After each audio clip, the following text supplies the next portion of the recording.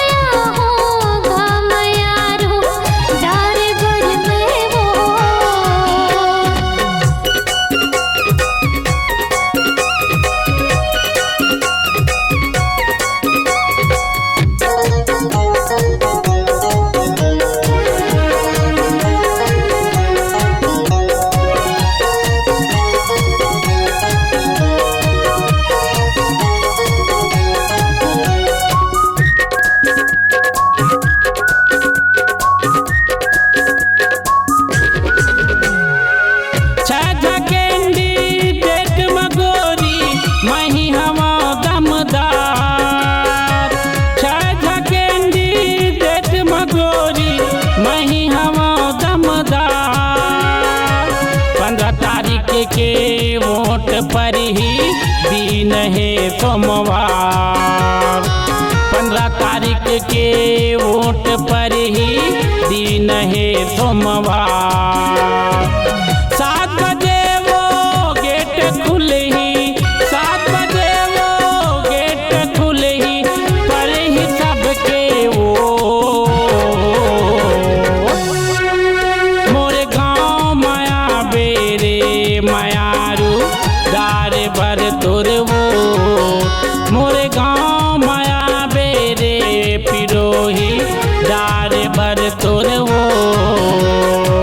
दूसरा नंबर घंटी छाप माँ दूसरा नंबर घंटी छाप माँ मार देबे वो चोर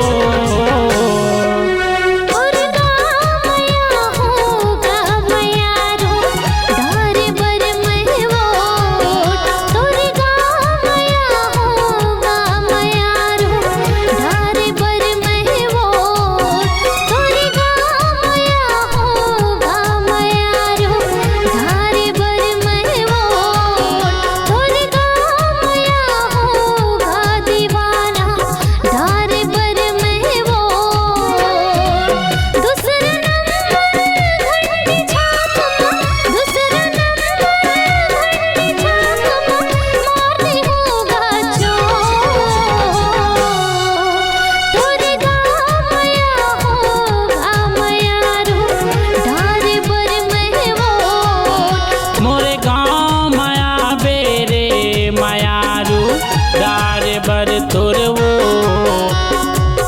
तोरे गाँव माया हो मायारू डारे बर में वो मोरे गाँव माया बेरे मायारू डारे बर तोर